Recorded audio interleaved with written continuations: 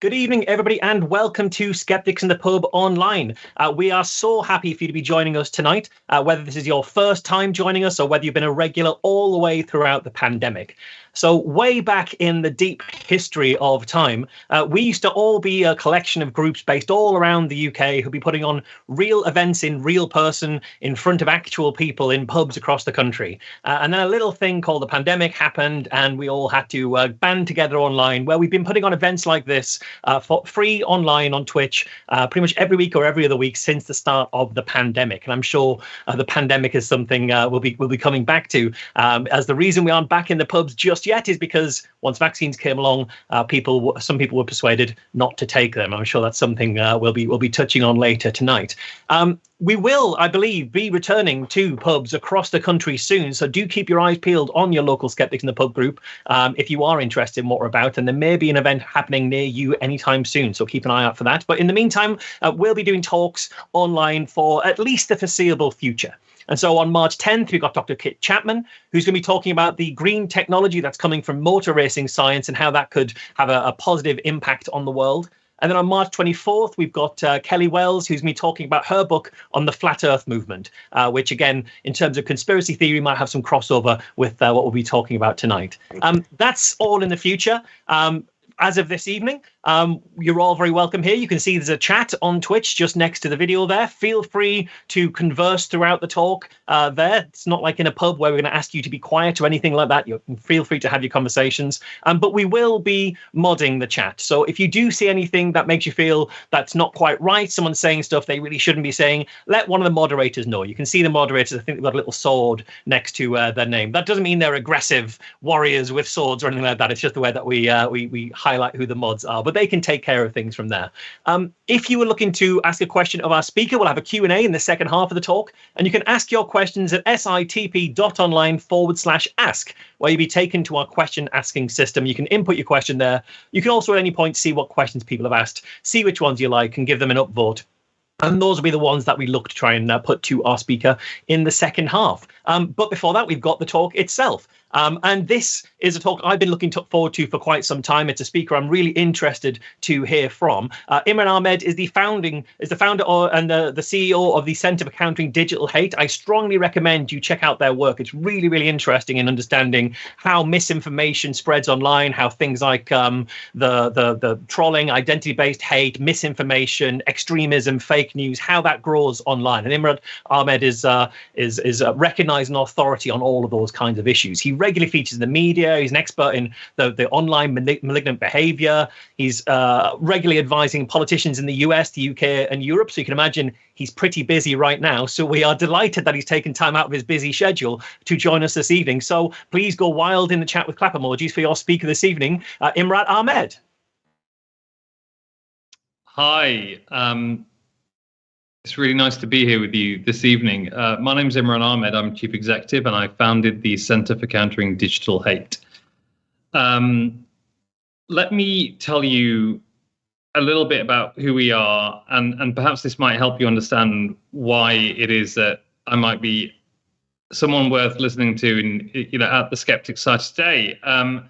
I started 6 years ago. I was working in Parliament, and I was working for then the Shadow Foreign Secretary Hilary Benn, and I saw the rise, the growth of a series of problems in our politics. The first was the rise of a virulent strain of anti-Semitism, and in particular conspiracist anti-Semitism on the left of British politics. Simultaneously, I was working for Alan Johnson on the referendum, and I was seeing a rise in conspiracist anti-Muslim rhetoric it's sort of on the doorstep. So hearing it from people, and then of course my colleague Jo Cox MP was assassinated by Thomas Mair, a far right ideologue who believed that, I mean, as he said when he was attacking her, that Britain first, death to traitors, both of which were calling signs of the far right on social media spaces. Britain First was the first political party in the UK to achieve 1 million likes on social media. And it is to my intense regret that when I was told that a couple of years earlier, I remember responding by saying, who cares? They got 1 million clicks.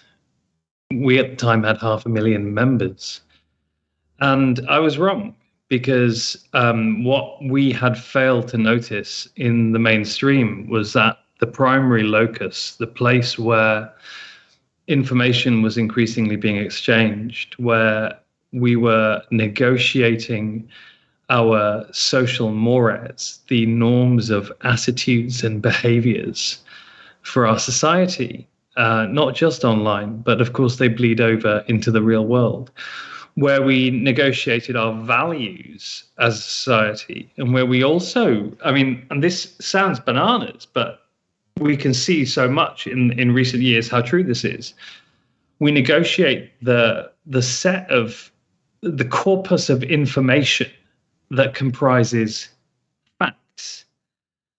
And it became clear that facts were incredibly malleable in those spaces without the typical signifiers of epistemic weight. So the weight that you afford to someone delivering that information, that in those spaces, in fact, what gave you amplification and therefore visibility wasn't how well thought through your ideas were, but instead how many meaningful social interactions they could generate. And that meant driving emotional reaction, because meaningful social interaction, the likes, the retweets, the hate tweets, the responses, those are driven by your ability to induce an emotional reaction. At a very simple level, as I sort of tell colleagues I live in the US now, at the CDC, no one retweets the CDC, but everyone will hate tweet an anti-vaxxer and call them an idiot. But you're actually on a platform that is weighted towards meaningful social interaction, giving the whip hand to the spreader of misinformation, not good information. And it was these fundamental dynamics of social media spaces that we realized was underpinning the spreading of the misinformation that underpins hate. And that was a realization from very early on, that to turn someone from a mewling infant into a spittle-flecked hate actor, it takes a lot of bullshit. A lot of lies told to make someone hate someone for the color of their skin. And it's the speed and the prevalence of the misinformation, the speed with which it can be transmitted, and the sheer frequency with which you see it. And we are, as human beings, are psychologically biased towards what's called frequency bias. So if we see something more often, we think it's more normal. And we think it's therefore it's within the realms of the acceptable to believe it. We actually believe it's more likely to be true if we see it more frequently. And we realized that we had a fight on. And the Center for Countering Digital Hate launched in September 2019 with a report called Don't Feed the Trolls. That was really quite a brutal mathematical analysis of trolling, and saying that whether you are a small, densely interconnected, highly active network of trolls who are trying to amplify the visibility of hate rhetoric, you rely upon people's reactions to you to increase the visibility of your creed and your misinformation, and that even if 0.1% of all the people that follow someone else are vulnerable to your rhetoric, it's free of charge for you, because of course the cost of a tweet is zero. Every marginal communication to every additional person, the marginal cost is zero. So it makes sense to adopt a strategy of trying to be seen by as many people as possible, even if that means them saying you're a bad person. Someone's going to fall for it. And so engagement is actually doing their job for them. The second type of bad actor we looked at are people who get off on causing chaos and spreading hate. People who are motivated by a psychological trait called negative social potency. And negative social potency just means that you get off on causing pain. And there are some people that feel that way. There is a particular correlation with trolling behavior. Evita March has done quite a lot of work on this.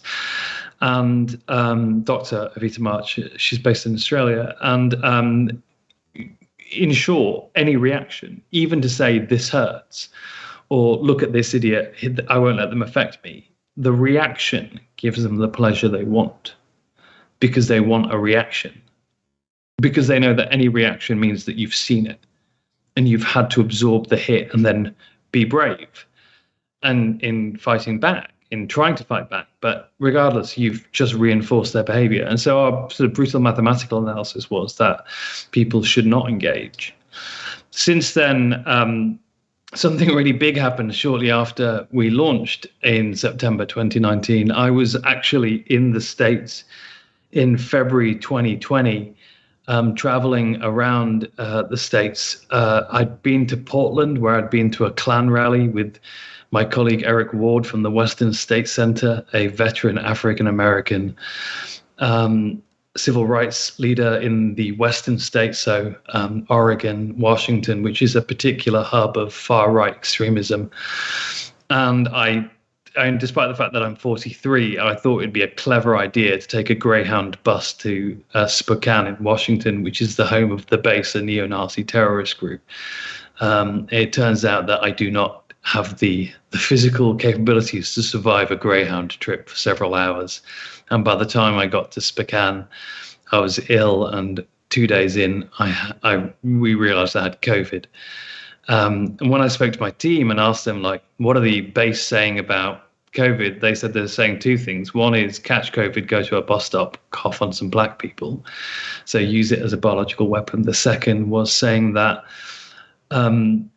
we should take advantage of this, because they knew inherently by virtue of doing the work, what we've learned through psychology and through neurology, which is that there is a deep correlation between disgust sensitivity and xenophobia.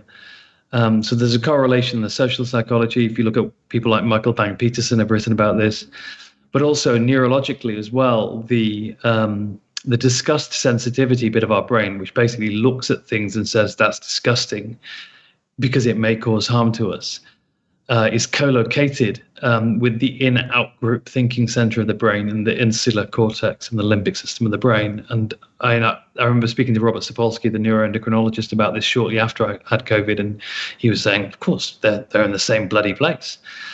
But our realization was that if we were going to deal with hate, we're going to have to deal with COVID as well, and the disinformation flying around it. We could see the instrumentalization of COVID by hate actors. And we pivoted to looking at COVID. One of the things we already knew was that the most effective organized group, which had the tactical sophistication, the economics, they were able to build sustainable businesses through misinformation, and the network, just the capabilities to sort of take advantage of COVID in a really, really dangerous way were the anti-vaxxers. And so in June 2020, we started our work looking at anti-vaxxers with our first report, The Anti-Vax Industry, followed up by the Anti-Vax Playbook, which was based on spending 3 days recording anti-vaxxers meeting in private in October 2020, in which they talked about how they would take advantage of a vaccine when it emerged. And then through the Disinformation Dozen, which is probably one of the most impactful reports in the last few years in disinformation, which looked at the 12 major actors producing 65% of the content shares on social media platforms, and identified them, went into detail on who these people were, and put the challenge to the social media companies to take action. A challenge that was echoed directly by 12 attorneys general, members of Congress, and to our sort of pleasure, the President of the United States. So we set the agenda and set the test for social media companies. And that's in part why CCDH exists, because they failed that test. the disinformation dozen have only had about 50% of their accounts, their 90 or so accounts taken down, despite the fact that they serially breach the community standards of those platforms by spreading misinformation, deliberate misinformation, disinformation to millions of people. And, this is one of the things that we've realized over time, that I've talked about the asymmetry of that it's not a level playing field, and I'll go into that in a bit more detail in a moment. But fundamentally, social media companies have proven incapable of regulating themselves and of ensuring that their information ecosystems are not polluted deliberately by bad actors. The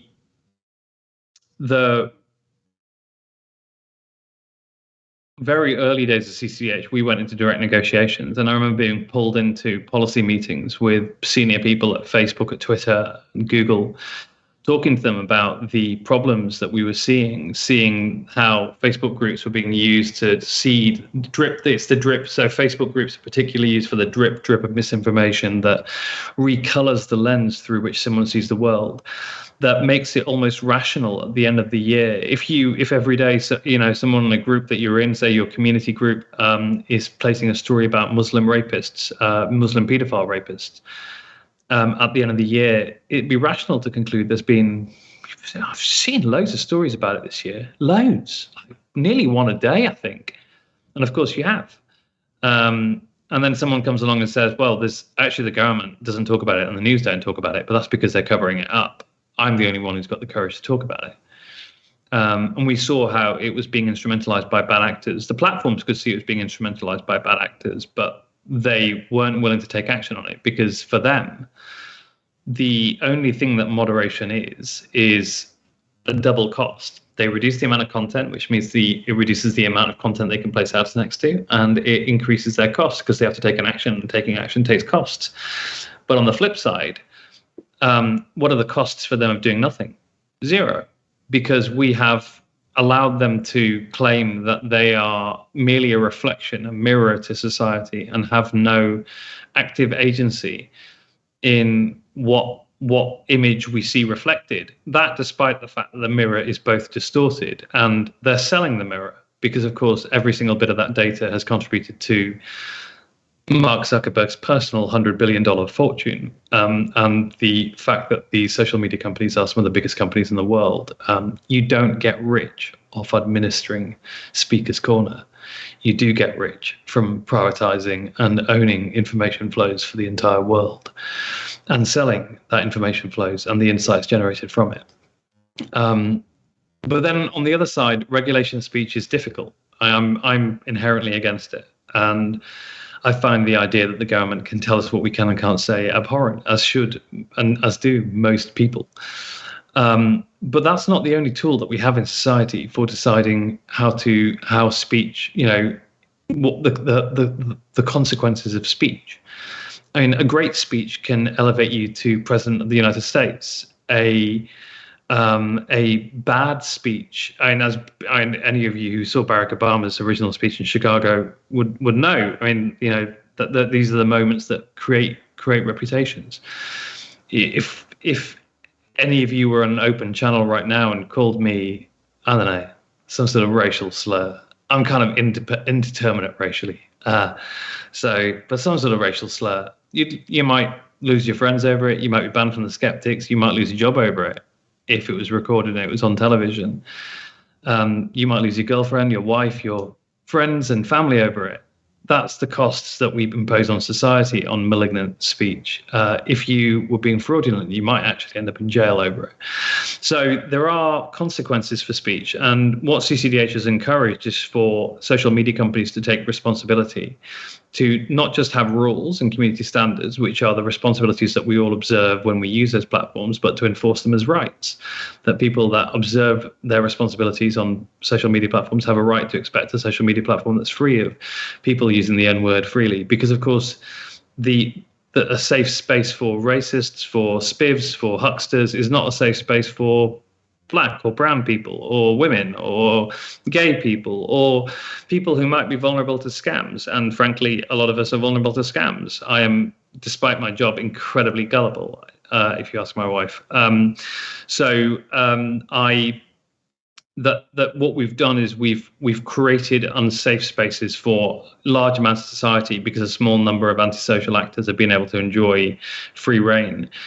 But most of this was, in the abstruse. It was not a political priority until recently. In fact, I mean, I think the analysis itself wasn't accepted until pretty recently. It wasn't until January the 6th that things changed really substantially. And I think that we are now in an environment in which the quite sophisticated situation analysis that we came to over time at CCDH, one that was shared by other people in the space, but not necessarily broader society or legislators or others, is now accepted as received wisdom.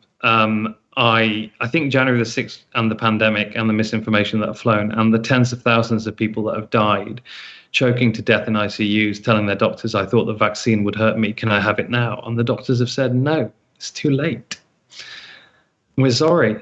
Has changed minds fundamentally. I was actually in Mexico City on January the 6th. Getting my visa, my long-term visa for the States. And I had an emergency appointment and I asked for a same-day visa. And the lady said to me, why do you need a same-day visa, sir? And I said, because I work on misinformation and hate and the political consequences of the online spread of misinformation. She said, we better get you back, sir. I think no one's asking the question, are there offline consequences for online misinformation anymore? And in the meantime, Silicon Valley have also done a really good job of cultivating their reputation as good guys, as tech utopians who ultimately had humanity's best interests at heart. And I'm very sympathetic to that image and that view. It's kind of, you want it to be true. But it absolutely is not, because time and time again, big tech has demonstrated that it is institutionally incapable and economically disincentivized from putting users' safety and the common good ahead of its own profit motive. So, I mean, what does that look like in real terms? Why do I appear so profoundly down on these companies? And I think here I want to go beyond just, there are people being racist to some of the more sort of fundamental issues with the platforms we're talking about. So I think one of our best studies was a study called Malgorithm that we did end of last year, which looked at, may even be more than that, maybe a bit further back than the end of last year, which looked at the way in which Instagram's algorithms were, March 2021. So we looked at the way that Instagram's algorithms work. So in September 2020, Instagram made a change to its platform. It basically said, we're about to, like, when you get to the bottom of your Instagram feed, it used to say, congratulations, you've caught up. Now it would say, here's some posts you might like.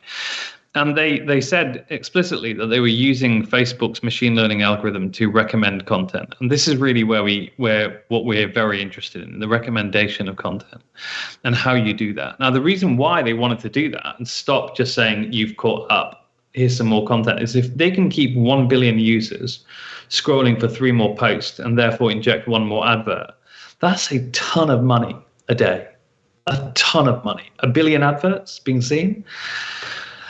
So they realized that this was a real opportunity for them to increase their revenue streams from Instagram. But in doing so, they exposed the algorithm, because we now knew that this algorithm would be pretty boldly giving people recommendations based on who they follow, the interactions they've made in the past. And it was a way of reverse engineering our understanding of how the algorithm worked.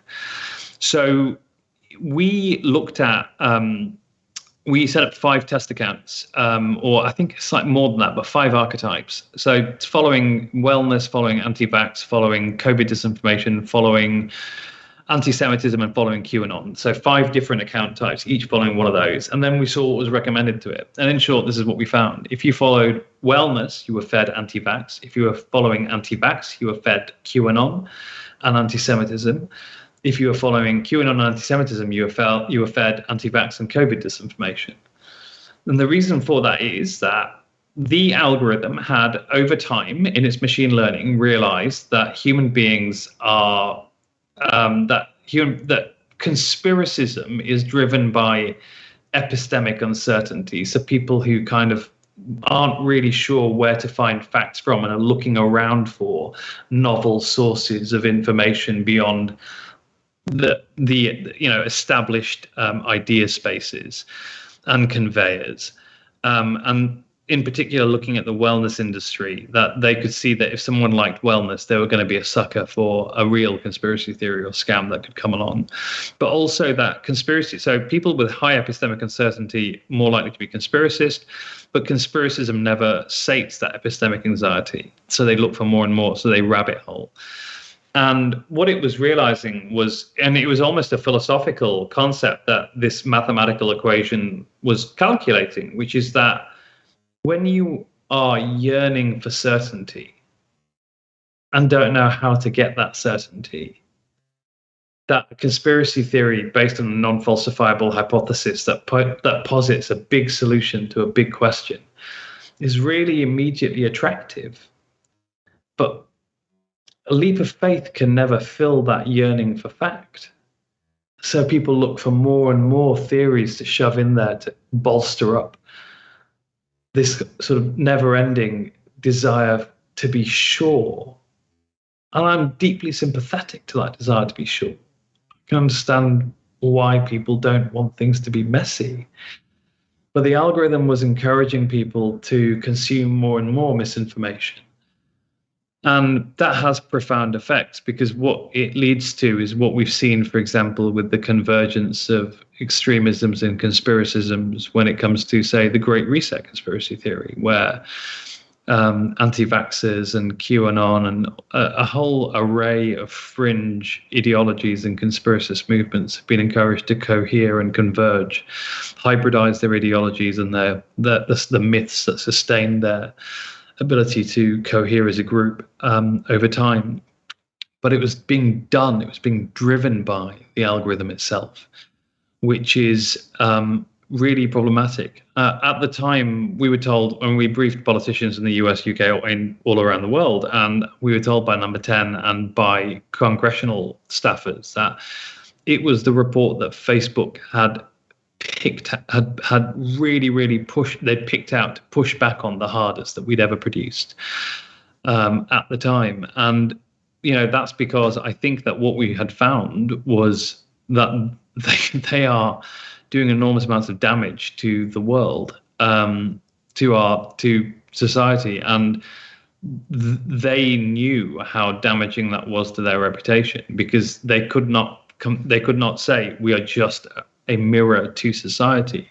This is us quantifying the distortive impact of their mirror, and how it changed the way that our society perceived itself, and how people's ideas about the world around them were being formed and being shaped by their algorithms and by their desire for showing a few more ads. So, Frances Haugen, the whistleblower from Facebook, sort of eventually corroborated our work, which was extremely gratifying.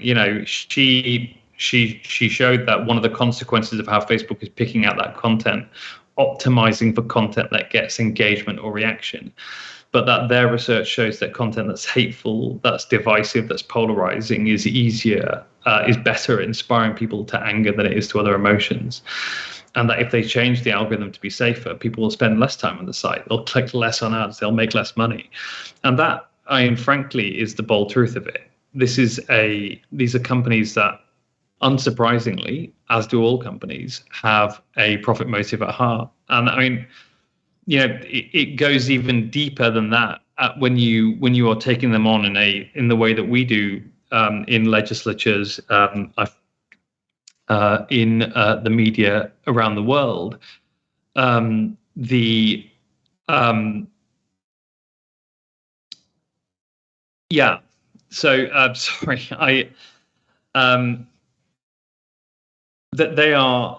they're incredibly resistant to it, because at a really simple level, a company like Facebook, for example, even if you went to shareholders and try to get them to try to change the view of Mark Zuckerberg, they can't. He holds the majority of the voting rights, even if he doesn't hold the majority of the shares. The way the shares are structured are that he holds the majority of the voting rights. The only thing he can be removed for is for damaging the stock price of Facebook. And the only way he can do that is by reducing its profits. So as long as he keeps making money for Facebook by keeping people addicted to the platform, he's invulnerable.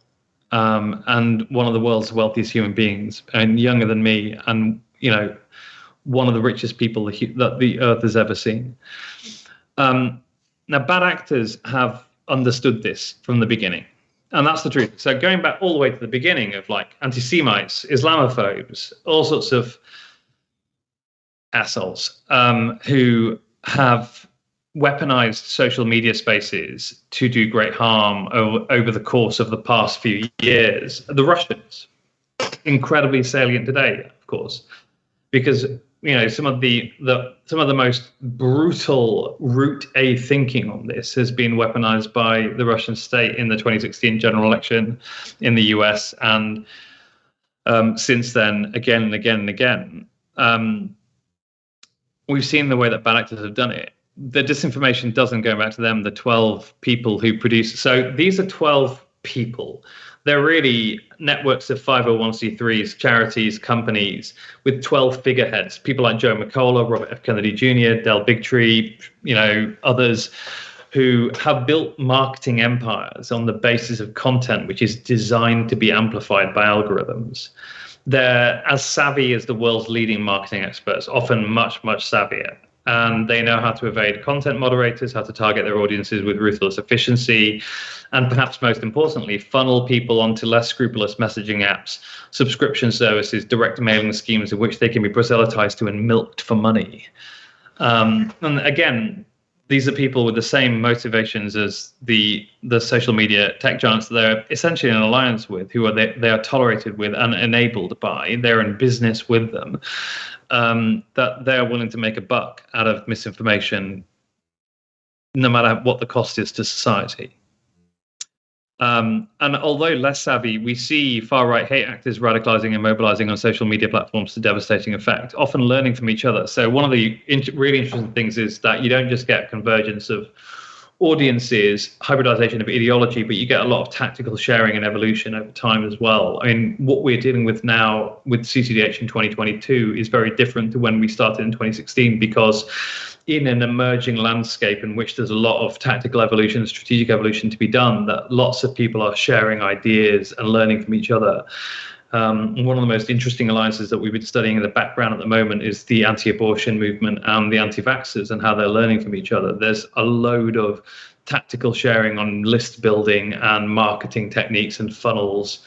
But there's also, and more scarily and more pertinently for, say, DHS and Home Office, who we talk to about these things, are the fact that the anti-vaxxers are learning how to intimidate individual doctors from the anti-abortion movement. And so there is this kind of, there's a general, there is a coherent counter-enlightenment, a set of actors who seek to roll back science, tolerance, who seek to roll back the Enlightenment. And,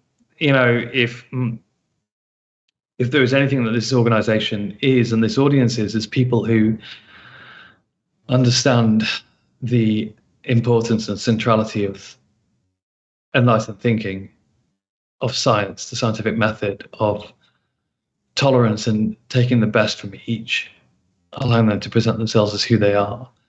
They are the nemesis, the antithesis to your thesis. So what are the solutions now that I've told you that the world is about to collapse around your ears? I do believe that. I mean, I do believe that that if we allow this to continue, if we allow realities to be fractured, for information flows to be increasingly toxified, you end up in a position where you can't trust the information that comes from any other person, because you don't know who it's coming from, who they are, why they're actually telling you what they're telling you. And it is fundamentally it's a Hobbesian state of nature. I can't trust your intentions. And so therefore, because there are no consequences for malignant activity, and so therefore I'm going to take action against you first. I'm going to adopt a do not trust until I'm sure. So do not trust until verified approach to interacting with other members of society. So how do we deal with it? Look, let me tell you first of all how not to deal with it. This is an asymmetric battle. So don't feed the trolls. The really, really challenging thing about our initial mathematical analysis of how amplification is driven by engagement is that you want to interact with them. It is satisfying to tell someone who's a liar that you think they're a piece of crap. And it is a fundamentally asymmetric battle, because if you touch them, you're amplifying them. So the environment benefits those that are able to generate interactions. The second thing is that misinformation, let's take anti-vax as the best example. And we do a lot of work on climate denial and other areas, but we've got a particular reputation of working on anti-vax. So anti-vax themes, there's only actually 3 themes, despite the millions of memes out there, the various claims based on non-falsifiable hypotheses, lies, which they posit. Well, they seek to overwhelm you by just pumping them out. And they can keep, there's only a limited number of verifiable evidence-driven truths about COVID that we know, but there's an unlimited amount of lies. And if you can force people to be on the back foot, constantly fact-checking and never able to, you can overwhelm our abilities to critically fact-check all the lies that are flying out there. So essentially, we lose that battle, which means that if it's a battle purely based on our ability to fact check them, we're going to lose it. We're always going to lose that battle. There are, despite the millions of memes, by the way, only 3 themes. COVID isn't dangerous. Vaccines are dangerous. You can't trust doctors. The same is true with climate change. Climate change isn't happening. Climate change isn't as bad as everyone says. The measures that we'd have to take to fix climate change are too expensive and too terrible to our societies. And besides, you can't trust the scientists. And so in that schema, despite the millions of memes, one of the things I say most frequently to my staff is just forget about the memes. What are the themes that underpin all of this? And how do we inoculate people against that? A word I'll come back to in a moment. Fact-checking is of limited efficacy. So, it is a really satisfying idea to think that for every bit of BS out there, that one fact can just kill it. But there's 2 reasons why that is practically impractical. A, because of the difficulty of getting it to the right place. In that the vast amount of misinformation that's being seen out there, how do you target it to the right people, to those people, and get it to the people that need it, rather than just to me? Because I read the Washington Post, I see all the fact checking in there, but you don't need to help you with fact checking. So it's the difficulty of getting it to the right place is the first practical problem with it. The second is that a lot of the misinformation is designed to be non-falsifiable. And trying to falsify a non-falsifiable hypothesis is the acme of, to be cynical idiocy, to be generous kind of futility. Why would you try and dissuade someone that Bill Gates is a lizard and that there is a conspiracy to cover up the fact that he's a lizard? Because you can't. It's a non-falsifiable hypothesis. Try it. Try and persuade someone that believes that there's a conspiracy to cover up that Bill Gates is a lizard. You won't, because of course everything is part of the conspiracy. So why bother? Why not just ignore it? Because the reality is that you're always going to have polluters in the information landscape, and at the moment, our interactions with them, for the main part, are counterproductive. What is powerful? And just to make the point here, you might think this is a joke, or I often possibly posit things in a way which makes them think that I think it's a joke. I was talking to a friend of mine who works at Gavi recently, the global organization that gives access to hundreds of millions of the poorest people in the world to vaccines. And he was saying that vaccine hesitancy in Africa is over 50%, a lot over 50%. And so they're having active resistance to vaccines. They've got more vaccines than they can actually give to people because they don't want it. And that's a lot of people. And what's stopping them is misinformation that they've heard, lies that they've heard, fertility, this, that, whatever else. People are dying because of it. So, I do take this deadly seriously. I am aware that there is a death toll to the spread of misinformation and our inability to cope with it. There are two things that can be done in response. The first is inoculation, and so providing information that provides resilience against misinformation narratives. And there's limited amounts of work that's been done on that. People like Sander van der Linden at Cambridge in the Fake News Unit and other spaces. A lot more work's been done in the counter-extremism sector. So a lot of our analysis and numbers around the efficacy of different methodologies comes from counterterrorism, which has done some really cool and interesting work over time. But it's shown the limited impact of it. The fact that deception centers are used more in the rationalization by people who are victims of misinformation. When you provide counter narratives, the fact that they're really engaging deception centers rather than processing centers, that they're trying to make you feel that they've listened to it, but they don't really listen to it. So we've chosen as a Route A organization. And knowing that our place in the ecosystem is limited, when it comes to a problem as big as misinformation, humility is the order of the game.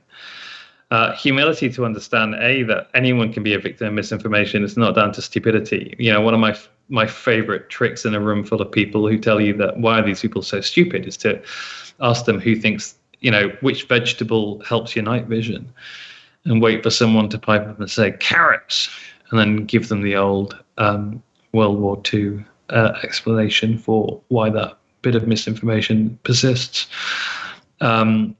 which is that we lied and told the Germans that we were feeding our pilots lots of carrots when in fact we were shooting them down at night because we had plane-mounted radar. But humility is one in knowing that there's a limited thing that each of us can do, and some of us, what we can do, the most basic thing that any human being can do is find good information and give it meaningful social interactions. So, in a platform that's weighted to meaningful social interactions, help the good guys, not the bad guys, from spreading bullshit. Help those organizations producing high quality evidence driven research. Because it has a massive impact. Instead of going and finding like some bit of bullshit out there, find some good information, find a good research study, go and give that your interaction. That's the most fundamental, basic thing that every human being can do, can make a choice to game the platform to work for us. But CCDH wants to change the rules of the game too. And the rules of the game are economically driven. They benefit these companies. They're not immutable laws of physics. They aren't even old. So the reason for all of this is actually a 1996 law in the US. It's called the Communications Decency Act 1996, Section 230. Essentially says that that no internet company can be held liable for third-party content on their website, which is a pretty sweet deal. So if someone writes something on your website, you have no legal liability for it whatsoever. And entire business models have now been created in which companies accrue other people's content, monetize it, and then say, nothing to do with me, mate. What happens to this content? It's not my fault. It was someone else. And it's also been accepted as you've got a generation, 25 years of executives growing up with that immunity and thinking, well, this is my God-given right now. And they've built cultural aspects to it too. This idea that, like, of course, everyone has the right to have a megaphone. I mean, if you don't have a megaphone, that's your human rights. Your freedom of speech is being restricted. Everyone needs a megaphone, so we can all shout nonsense at each other constantly. When in fact, social media platforms are rules-based systems which have community standards, People have to observe them. If you don't observe them, they can kick you off. In fact, if you look at the litigation by people who've been kicked off social media platforms against the social media platforms, the judges are really clear, and the social media companies are really clear. The First Amendment right to decide what's on a platform is owned by the platform. That's the First Amendment freedom of speech, is they have the right to decide what's on their platform, full stop. And second of all, if someone breaks their rules, they have a double right to do so under Section 230 because they're allowed to moderate their platforms as they wish. And that's a secondary corroboration of that fundamental right that's encoded into law as well. But because of that law, and it's as a blunt instrument designed in 1996 to allow the nascent internet to thrive, it's been turned into by very, very large corporations into a means to evade responsibility. It was ironically originally called the Good Samaritan Law. It said you're not responsible for any of the content on there, but you also have an absolute Good Samaritan duty to clean it up as much as possible, get rid of all the bad stuff. But of course, it turns out that unless you've legally enforced the Good Samaritan duty,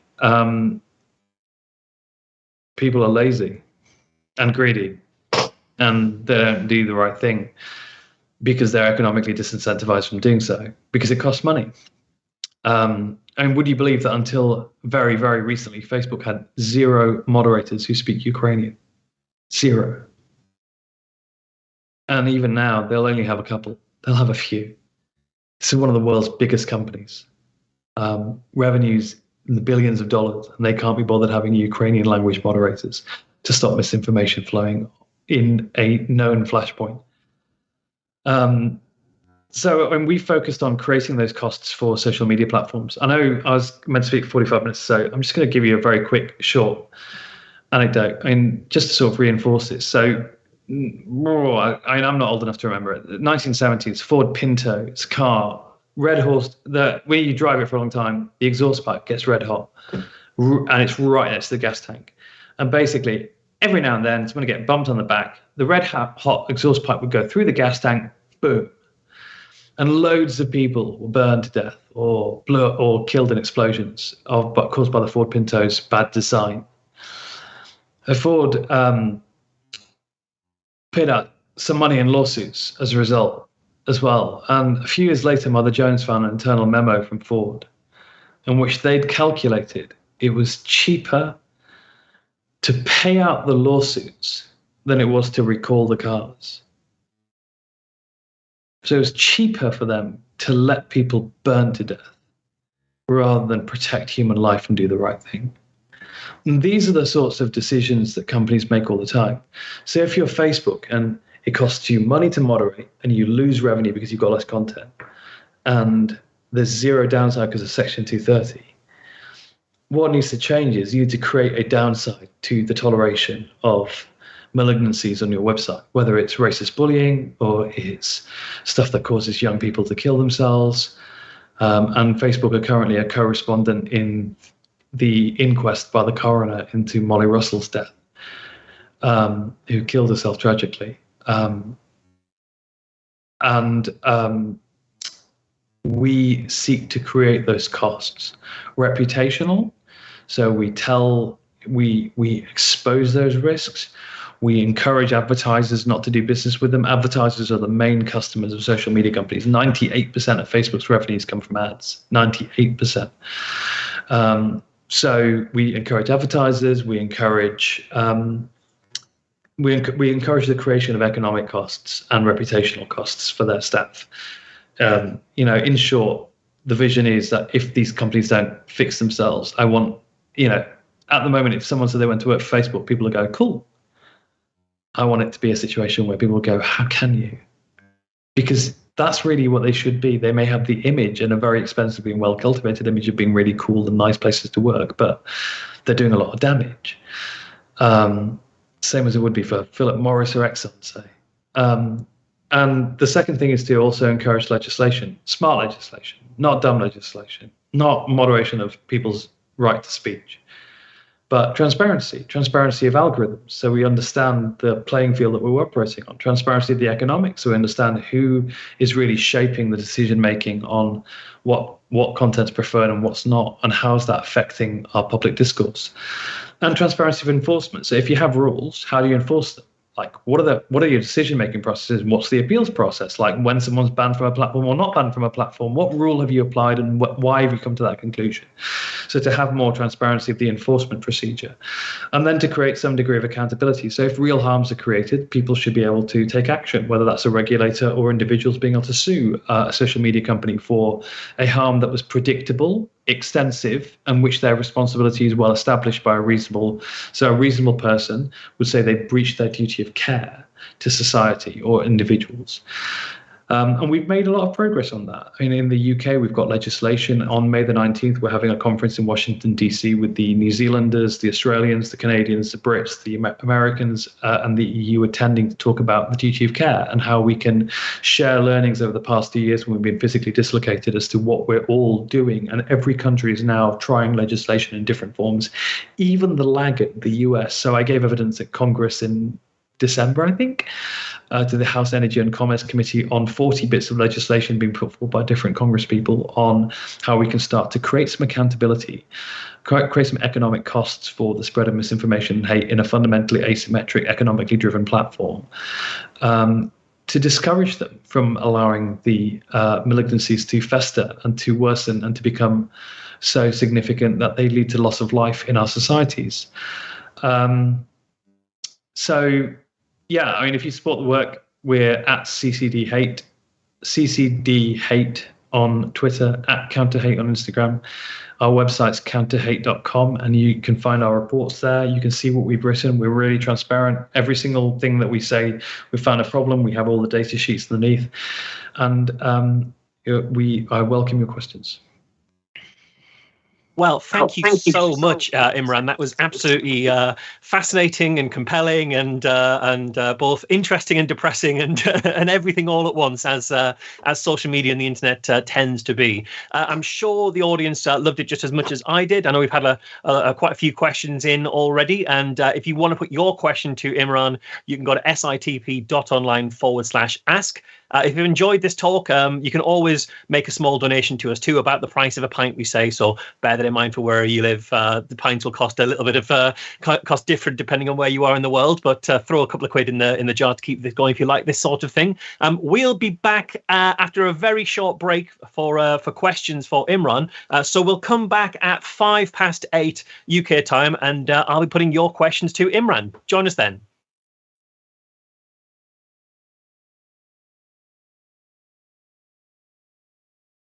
Welcome back, everybody, to Skeptics in the Pub Online. I hope you've had a break. I hope you've recharged your glasses, and I hope you're ready for what's promising to be a fascinating Q&A with our speaker, Imran Ahmed. So please welcome back to Skeptics Pub Online, our speaker, Imran. Imran, thank you so much for that talk. It was genuinely fascinating. As I say, it was one of those conversations we see about social media where it makes you feel both sort of dispirited and but also gives you this great insight into what's really happening, which is exactly what we like, I guess, with Skeptics Pub, this realism about how the world works. And with that in mind, I'm probably going to start with a question that was asked by Andrew from Peterborough. And he asked, do you have any thoughts on the developments of the last 24 hours and how it pertains to the work that you're doing? Yeah, I mean, look, I think in one respect, so from a very solipsistic, the work that we literally do, it clarifies and brings salience to some of these issues that we've described, which are that if you allow for the injection of misinformation without consequences into our information ecosystem, it allows bad actors to pollute it to their advantage very quickly and effectively. And it's given the asymmetry of the battle, it's very difficult to deal with it. We've actually got a study which is, so I was on the phone because we've got a study which is running right now on Russian disinformation, and we've got researchers working actively on it. So it increases the salience. It gives you more sets of evidence points as to how bad actors are operating, and it also lets us see what some of the most sophisticated disinformation work being done globally is like. You know what? One of the real challenges on this is that often it's sort of the disinformation is seen as being sophisticated. When we talk about sophisticated tactics, it can mean incredibly cheap. It costs a lot less than a cruise missile, a single missile, to destabilize our democracies. And if you remember, like the 2016 study off the back of the US presidential election, the Russians spent very, very little on the active measures they were doing to destabilize democracy. So whether it was setting up fake Black Lives Matters and All Lives Matters groups, and then encouraging their followers to join to protest in the same place, so to create flashpoints, that's incredibly cheap to do. So one of the things I think that's really apparent is you've created incredibly low cost tools for creating an enormous amount of problems. And we are seeing how creative minds are able to use those tools. So what is the best practice in malignant actors on the internet? So I think it really does bring it helps us understand, it brings up the salience. And I mean, I would hope that it will encourage governments increasingly towards trying to understand the array of malignant actors and their use of the internet to create harms in our societies. So, a long answer, but I hope that's useful. Yeah, well, it absolutely is. And I've got a follow-up question, which comes from Igor, let's just say who's on a VPN. And he asks, some governments are using social media to push their propaganda on an industrial level. Should we fight that misinformation differently from the way that we're fighting things like the disinformation dozen and the anti-vax and the anti-abortion movement? So, yes, in terms of inoculation work, but no in terms of platform accountability. And one of the things I had to look at when I started CCDH in 2019, so we started in 2016, but we went public in 2019. And back then we had 2 staff. We now have 17 staff and 22 by the end of May. Is how do I use the tiny amount of resources that I have to do the most impact? And there is for me, I would love to campaign on ecological issues or on issues to do with race or geopolitics, but I don't have the resource to do that. So I kind of figured, well, what's really changed? What's really the problem? And there's 2 ways that I saw it. The first was whenever I used to go to a conference and talk about things like the geopolitical questions that you're asking about, the flooding and misinformation, what would happen in the bar afterwards? Everyone would stand around and go, thing is, we're all talking about Russia, but really it's Facebook that's the problem. I'd be going, well, why is no one saying that publicly? Why are we not focusing on them?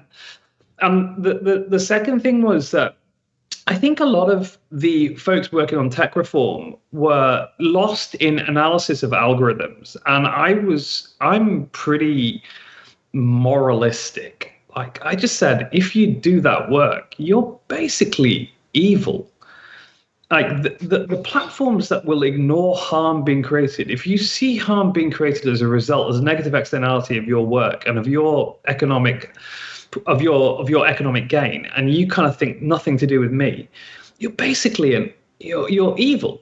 And so I wanted to deal with that, and I wanted to morally campaign. And I think CCDH's particular style is that we bring philosophical and moral campaigning to a technically complex issue area. So we use our high quality technical research as evidence points, but they're studied within moral narratives.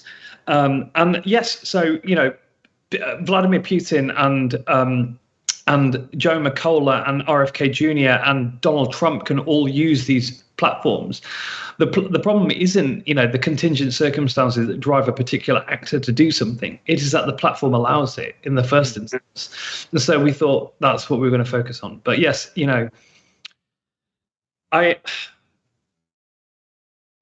we have created an unnecessary point of weakness in open liberal societies, and open liberal societies are easily destroyed. One of the ways is you toxify discourse, and here's the beauty of that, like an economic crash we can recover from because we're liberal democracies. Like we're actually incredibly resilient structurally to damage. Ecologically, our democracy helps us to build the consensus required to deal with it. You destroy the democracy, there's no coming back. Yeah. I mean, actually, that brings me to another question by Igor, and I promise I won't just be asking Igor's questions all night. I like it. But he asks, what do you think is more prevalent? Is it evildoers who are creating misinformation and then using regular people to spread it, or opportunistic use of grassroots bullshit? I see. It's one of the hardest things to answer because you're asking me what resides in the hearts of people, and I can't tell you. Yeah, I'm always asked, like, is RFK Jr. a true believer? Is he an economically motivated spiv? And my answer is always quite it's cute. It's like, I can't tell you what happens in the hearts of human beings, but I can tell you that it's mysterious how much money the anti-vaxxers happen to make while they're telling the truth. He gets paid $250,000 a year by himself. I think it's up to $350,000 a year now, and that's a very tasty bit of lolly to spread lies with no costs. He lives a Hollywood lifestyle. RFK Jr. Vladimir Putin is one of the world's richest people, if not the world's richest person. So, we've created a competitive advantage for spivs and liars. And so, you have a planet of the spiv now. You have a planet of the huckster in which that you create a competitive advantage. And I played cricket when I was at school, and so I'm quite rulesy person. But I also believe in the spirit of the game as well. And they scare me, is the truth. If you want to know, like, why deep down am I psychologically motivated to deal with misinformation actors, they scare me because they have more tools than I have, because I can't use the tools that they use. And so they can create an advantage over honest actors at any point by deploying what is now a tool that gives them unlimited visibility. Even right now, like they're like the Haugen revelations showed that the study that Facebook had done in Poland showed that the parties had all said they had to switch to negative campaigning. So it's talking about how good they were to negative campaigning about the other side and misinformation. The only party that didn't complain about the impact of Facebook on their domestic politics was the far right party. You created a competitive advantage for bullshit.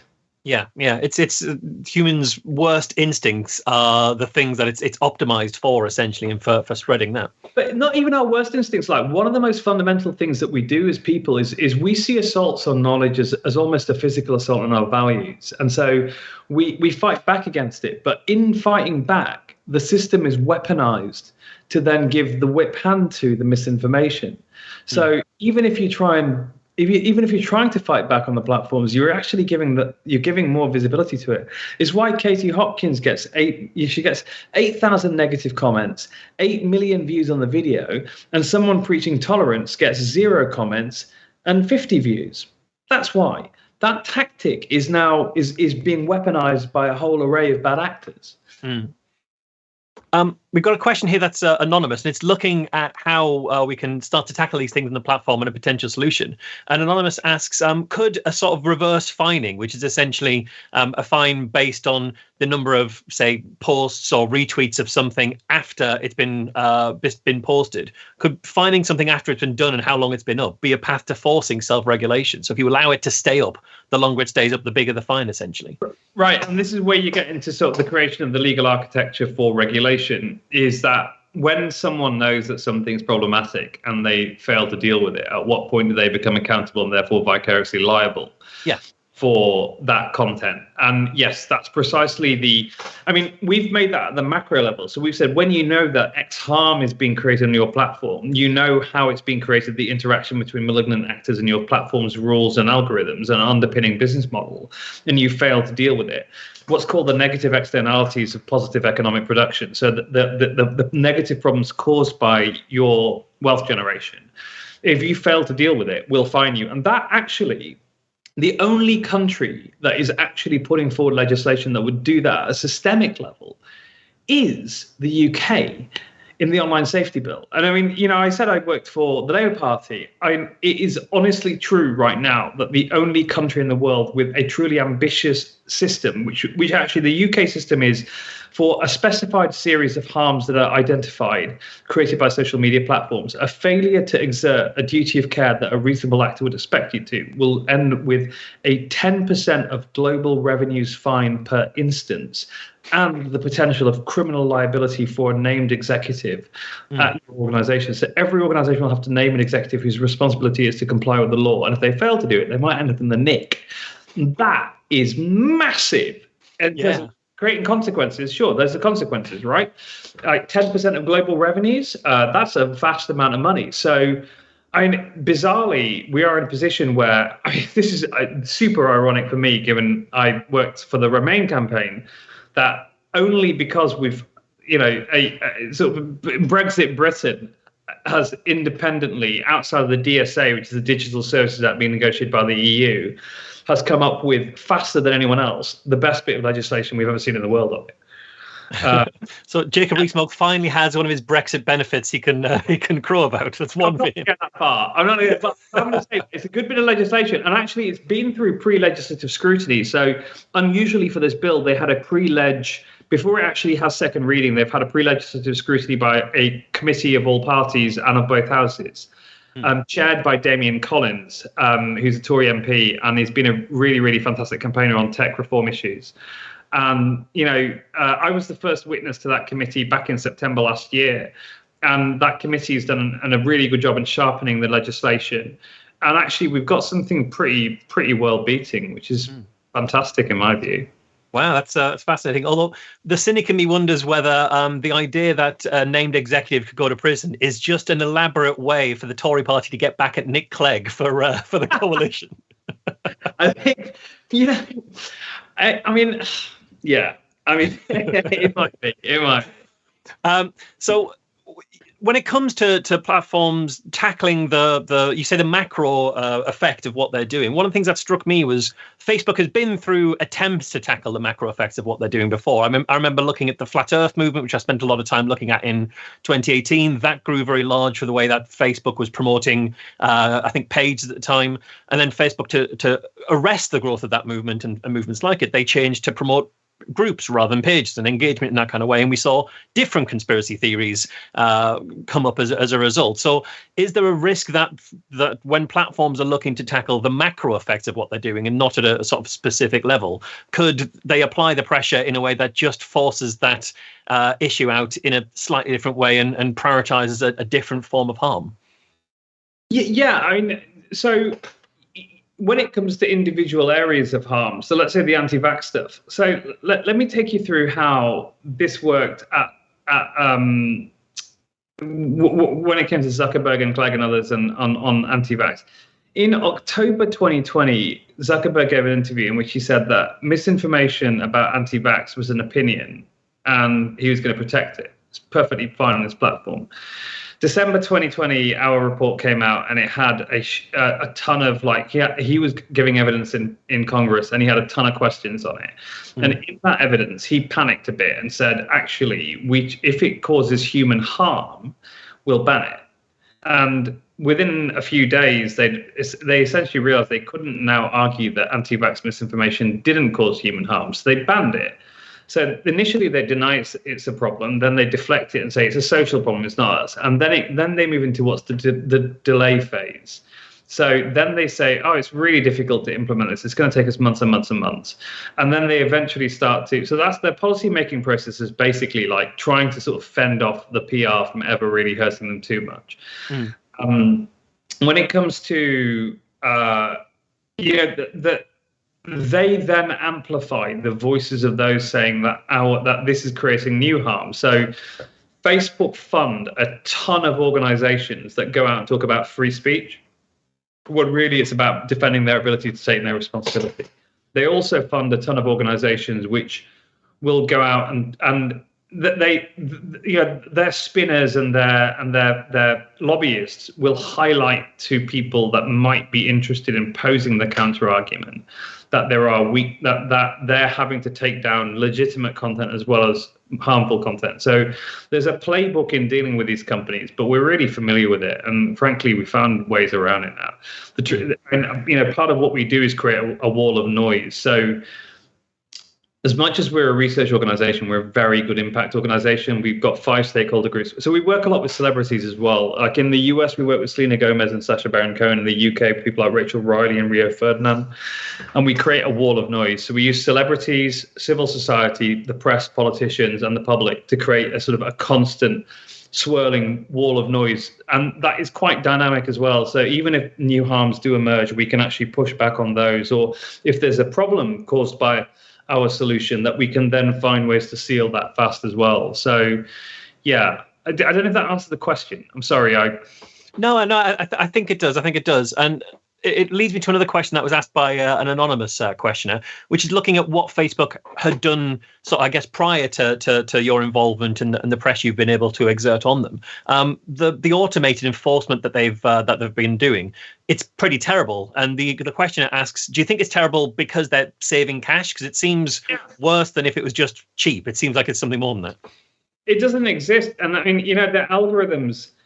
So I was talking to an expert in transnational crime networks recently. I think I told you guys before we went on air, and I was saying that they told me that 5 years ago, if you'd asked them where the best place to buy ivory, to buy illegal ivory, to buy rhino horn, and to buy child sex was the dark web, and they've now realized that 5 years of study is that it's actually Facebook groups for all three, which is a terrifying conclusion to come to.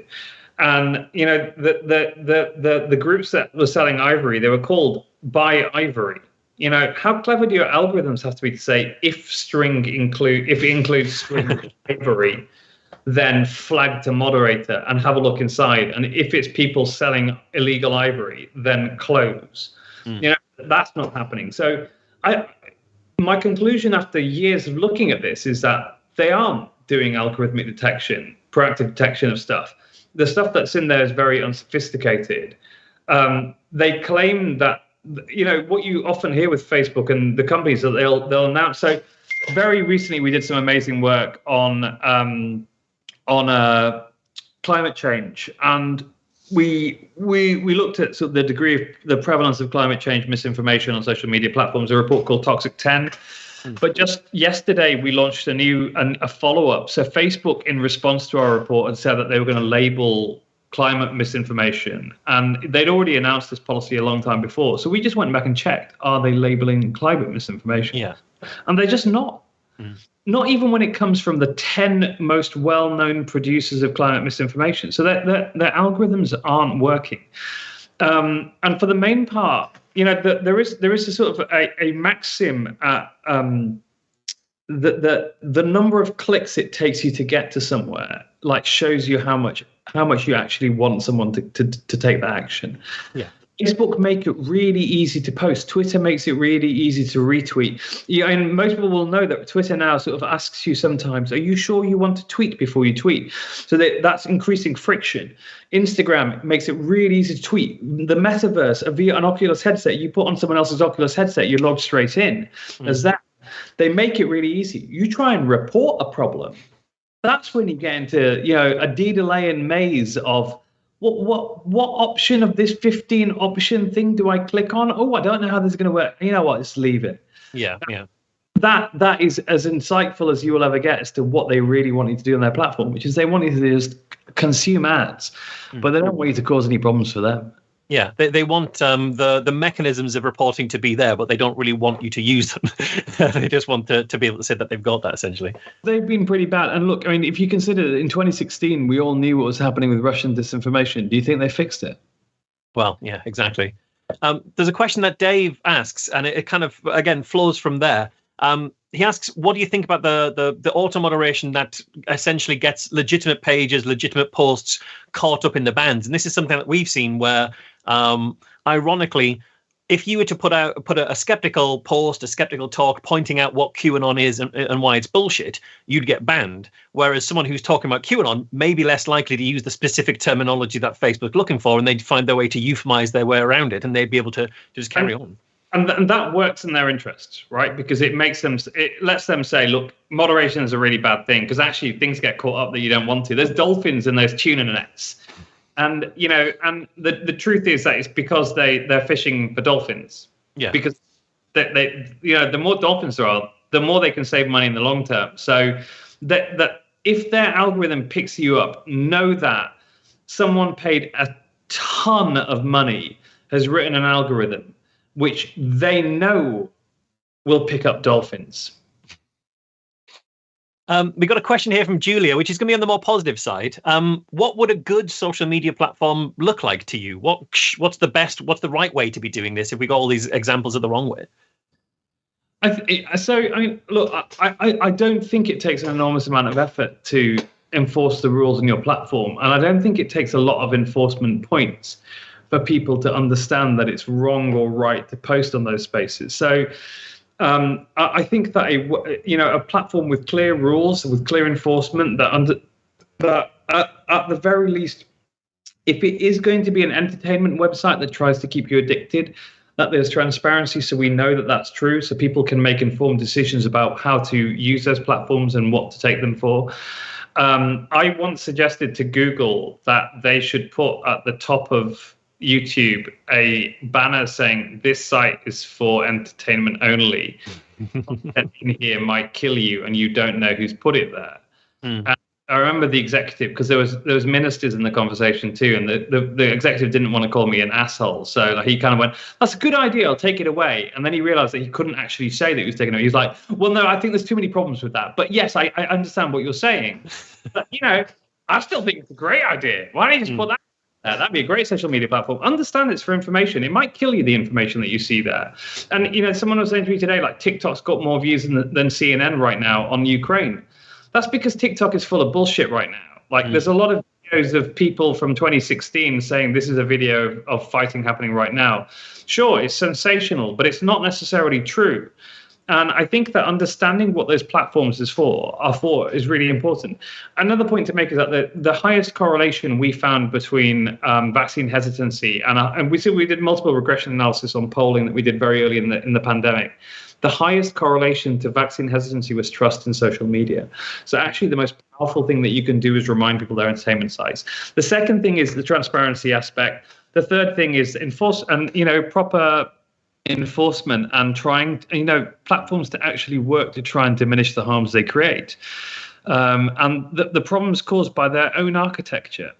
These are design choices. So safety by design is another idea. And I don't think anyone's got it right yet. But then again, it might be that the business model itself is so fundamentally flawed because it's based upon a idiosyncrasy in which the only industry in any industry in America that has a get out of jail card from having to deal with the harms it produces and when it breaches its duty of care are social media companies. Yeah, I mean, you say no platform's got it right yet, but we hold out hope that Donald Trump's Truth platform will nail it. As soon as anybody's able to actually log in and create an account, we might find out. Seen that the community standards for Truth.social, the free speech platform, I haven't gone into them. They're even more sort of strict than any of the typical social media platforms you use. I mean, the Twitter is moving in the right direction. It's made a lot of effort in the last couple of years. I want to give them the credit where it's due. They've tried a lot of things on enforcement. They've tried a lot of things in introducing friction. They've tried a lot of things in changing the way their timelines are constructed. They have thought about it, and I think that they've felt it.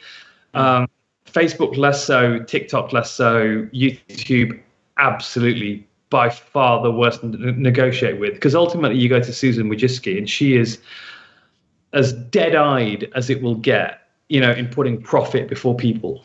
Yeah. They're a really difficult platform to deal with. You mentioned TikTok a couple of times there. We got an anonymous question asking what impact did the sudden rise of TikTok have, in your estimation, on the spread of hate on social media? It became a new platform for it. So, and the interesting thing about TikTok was that very early on they came out really hard saying we're a platform that's free of bad actors and of malignant content.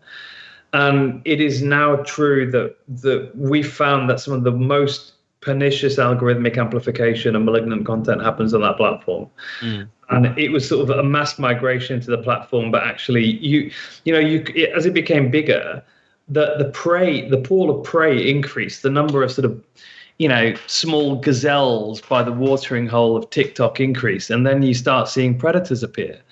Those predators can be anything from proselytizers of misinformation to hate actors. But we did a study on metaverse recently, just before Christmas, on VR Chat with the New York Times, and what was really interesting was that those spaces were, so we saw a kind of interaction that you could never see in a different space happening on metaverse. So TikTok's made it richer and cool and more interesting, the way that you can proselytize and mask what you're trying to do, because often they're trying to mask what they're trying to do. So on the metaverse, we found a group of 4 people standing around a 12-year-old saying, if you say the N-word, but using the N-word, this girl will give you a virtual kiss. And the kid was like, what? And then they're like, yeah, she'll give you a virtual kiss. She's really fit in real life. And then you hear what to me is the chilling sound of a 12-year-old saying the N-word. And everyone goes, yeah, he said it. Give him a kiss. Give him a kiss. And you just think, they just made a 12-year-old start using racial slurs in the middle of, to basically break a rule, to do something which is disgusting and hateful and harmful that they weren't inclined to do initially. And actually the type of proselytization and grooming and predation we see on there is even more rich. Sorry to use these words, but like the type of interaction, the means of proselytization, of trying to radicalize someone are even more, you have a lot more tools available to you. So yeah. TikTok did have one positive though, because it was, this is going to sound terrible, because it's Chinese state aligned. Funnily enough, it got a lot of Republican lawmakers suddenly very excited. And suddenly they started learning about, well, there are algorithms. We're like, yes, we know. We've been telling you for a long time. And so actually, when I was giving evidence in Congress that Republicans had more bills than the Democrats did, quite a few of them to deal with China, though. So yeah, I mean, the algorithms are evil when they're not coming out of Silicon Valley, but they're coming out of China instead. Well, my argument always is like, if you wouldn't want the Chinese state to have like access to all of your psychological data and psychometric analysis of your personality, why would you want one dude in California? Let's see, we've got a question here from, let's see where we're going to go here. So Skeptical Gumby from Oxford asks around this idea of spreading misinformation in terms of, you say, dealing with the trolls, you can't engage the trolls. What would you recommend as to what we should be doing to deal with people who are trolls and bullshit peddlers and that kind of thing? So, I mean, the unsatisfying mathematical analysis is ignore, block, find good content, engage with that. And if you're targeted by hate, then take a break, because it's designed to be hurtful. Like and I can tell you from talking to people that have taken that to understand as well that you're not being targeted because you're a bad person. You're being targeted because you're a means for amplification. But having given this advice to people like vaccinologists to public figures, to politicians, I remember giving it to a bunch of vaccinologists working at Edinburgh University early on in the pandemic. And they'd been getting a lot of trolling and they didn't understand why. And I said, the reason they're trolling you is because people follow you because you're a good person. They're trolling you because you're a bad person. Even they don't believe you're a bad person. They're doing it because they know that you're loved, that you have a following, and they want to infect your following. And one of them just burst into tears. And that's just, it's honestly the truth about it, because we are being, the misinformation and hate are parasitic pathogens that seek to use us to sort of infect other people. And the best thing that we can do is close off their ability to do so. So to wear a virtual mask and sorry, this idiom is not going to work. Anyway, wearing a mask or a vaccine, I don't know, just block because they're hateful, and that way they can't affect you anymore. Yeah, I think when we're in the middle of the pandemic and we deal with anti-vaxxers, the advice to wear a mask is useful all across the board. Picking up on that idea of what we can be doing, one of the things I've spent quite a lot of time, way too much time over the last kind of 8 months in anti-vax Telegram groups, understanding how stuff is being spread around there. And one of the things I find really worrying and disheartening is the drip feed of small extremist messages in amongst everything. But then the flip side of that is you can't point to any one of those messages as the problem because any one of them seems innocuous. So how do you start to either unpick the total effect of all of that, or explain to someone the cumulative effect of what it might be at an individual level, relatively innocuous seeming messages if you don't understand the overall purpose of them? It's why a content solution won't work and an actor-based solution has to work. You have to be able to target people that are proselytizing misinformation and hate, even if they're doing it over, if they're doing it over 3 posts rather than 1, they're a peddler of misinformation. And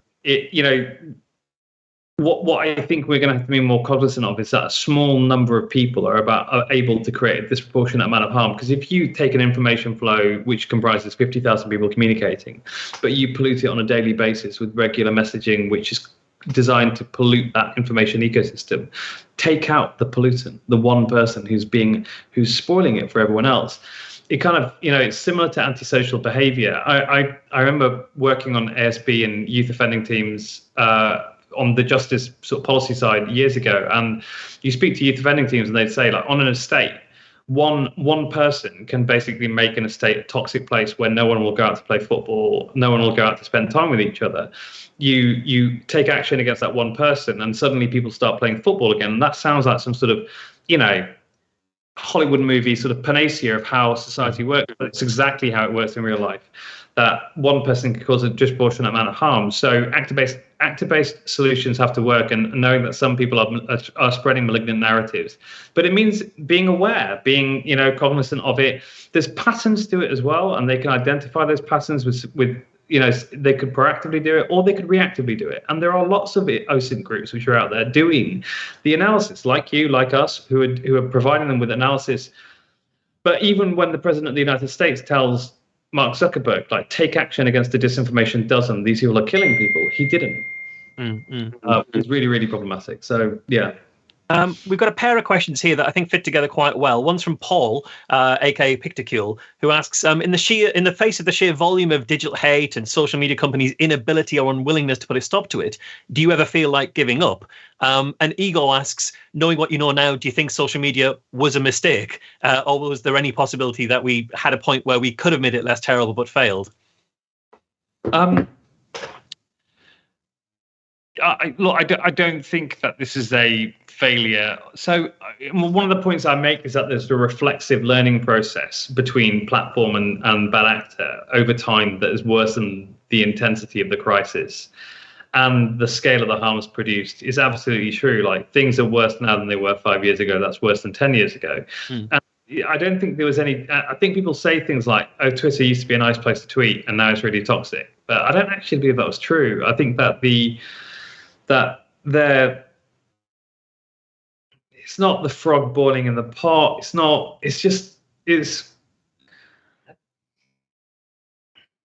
Yeah, I don't think that we necessarily knew how bad things were going to get. I mean, some people saw it early, but it's also the pace of growth and evolution of change on the platforms.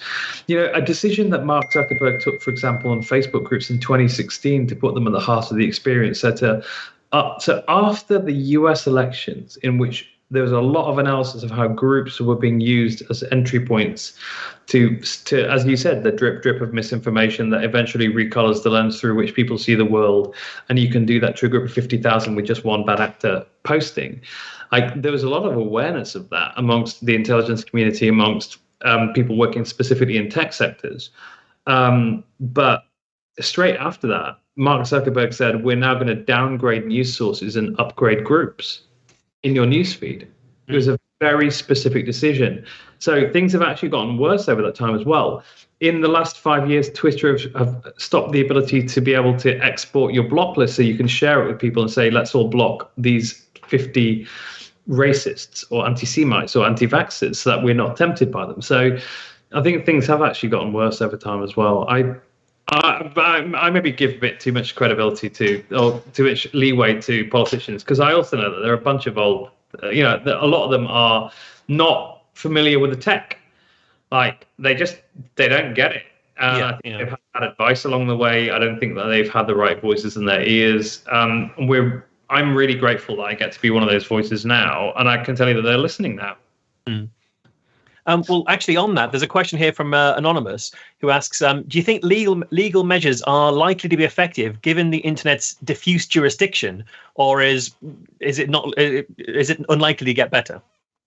That's why I'm in the US, is because, yes, you're right, it is kind of diffuse. And, Facebook recently said they're going to pull out the EU, and they've threatened to pull out of Australia and New Zealand, Australia in the past. So, yeah, I mean, that's why, in the end, being absolutely brutal as the way that we think, like, we've got a tiny amount of resource, how do we focus it? We wanted to focus on the one jurisdiction they can't escape from, which is their home jurisdiction, and the regulation and legislation here. So I do a lot of work in California as well, with the Californian State Senate, on thinking about how we can, the very specific locus that they're in. And in fact, with their local representatives, so like Anna Eshoo is their local rep, and in Congress, and working with people like Ro Khanna in California and others. Who's a really interesting new member of the Senate. So yeah, I think that you're right, is inherently diffuse, and they can also, these are countries that are bigger than companies that are bigger than countries. They can go to war on it if they want to. So we've chosen to focus in on who are the legislators and regulators that have the most leverage over them. Yeah. There's a question here from Karen that I think follows on nicely. It says, Ford was globally shamed for their Pinto scandal decades ago, but yet they're still making money with their reputation seemingly intact. So how do we make shame stick so that they can't just move on from these things?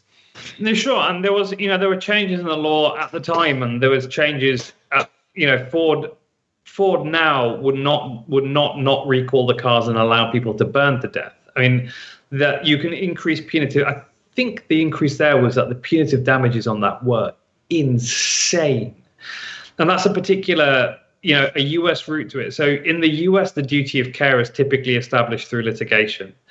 And through individual personal litigation, rather than the UK, which is using a more of a regulatory approach to it. So in the US, if you repeal Section 230 and the immunity they've got under law, you'd get a ton of lawsuits coming their way.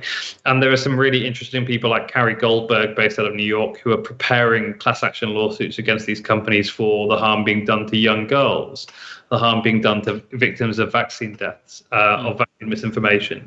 So, there are other means of establishing the duty of care in law. I mean, we're very tactically flexible, knowing that we've got a very clear goal: duty of care and enforcement and transparency and enforcement of their rules. And we don't care how we get there. But in the US, we're more likely to end up through some sort of limited, changes to Section 230. And I think that's looking pretty likely now. There's another question here from Paul Picticule, who asks, given the knowledge that you have, are there any aspects of social media algorithms or social media practices that we could be exploiting in favor of truth rather than in favor of hate? Yeah, the troll networks. So troll networks are basic. So the mathematics of trolling are really simple. 50 people operating who are highly active, densely interconnected, and mutually supportive can create a shitstorm. So 50 people each tweet one time, you each retweet each other, you each like each other's tweets. And that's 50 times 50 times 2, 5,000 notifications on your target. Your target gets 5,000 notifications in 2 minutes, and they say, that's sort of like everyone is saying. And it looks like, and actually their brains go, that's 500,000 people really, because only 5,000 contacts me, but loads of people think that. So they multiply by 100, but actually you divide by 100.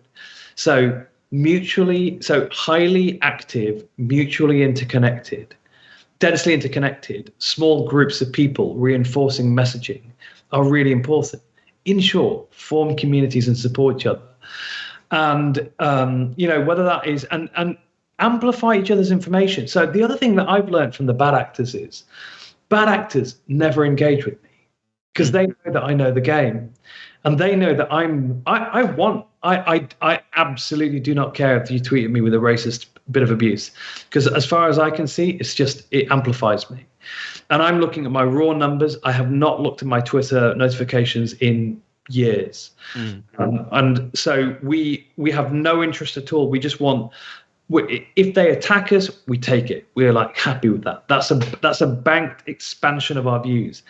the same ruthlessness is being operated by them. What they rely on is that people feel that their Twitter profiles are an extension of their brand and personal identity. So ignore the bad guys, focus on your own side, densely interconnected, mutually supportive, help our side win the algorithmic battle. And that's honestly it. So like we've got, for example, on Stop Funding. So one of our campaigns is called Stop Funding Misinformation, which does Google Ads stuff. So we have like a group who we DM, a small group on Twitter, who we DM and we tell them all what we're up to. And then we ask for mutual support and amplification. And if one of them comes up with a clever way of positioning something, we all jump in and help each other. But we do that with celebrities. So every time we tweet something, we DM a ton of people and say, please, can we have a retweet?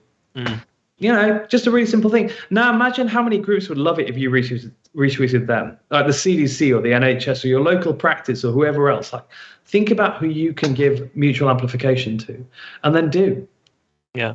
Well, I think that's probably a great place to end on a positive and upbeat note. I didn't even get to the anonymous question, which asked, I post on social media, I get zero traction. Should I get new friends, or should I cut and paste my views to natural news first in order to get people to share it more?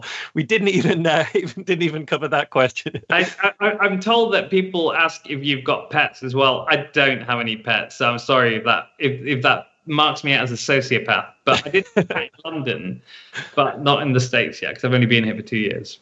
Well, you've got an excellent plant, and that's just as good for our audience. We're very happy with it. Imran, thank you so much for what's been a really, really fascinating talk. I've enjoyed this. I'm sure the audience enjoyed this a huge amount too. Just to remind people where they can find you and your work if they're interested. Counterhate.com or Twitter CCDHate. So and Instagram @counterhate. Fantastic. And that's all we have time for this evening. Thank you so much for joining us at Skeptics in the Pub online. Remember, we'll be here every fortnight for the foreseeable future. So next fortnight, March 10th, we've got Kit Chapman, who's going to be talking about the green technologies from motor racing science and what that can be doing. On March 24th, we've got Kelly Wells talking about the Flat Earth movement and her book and her time spent investigating that movement. So check out all of those. Keep an eye out for an event in person in your local pub at some point in the future. And we will see you next time. I believe the Lockins Razor Zoom pub should be opening soon. I'm sure the mods will put the link into the pub. So if you do want to hang out and have a beer with us, you're welcome to do that in the link that the mods are putting in the chat right now. But other than that, we'll see you in 2 weeks' time.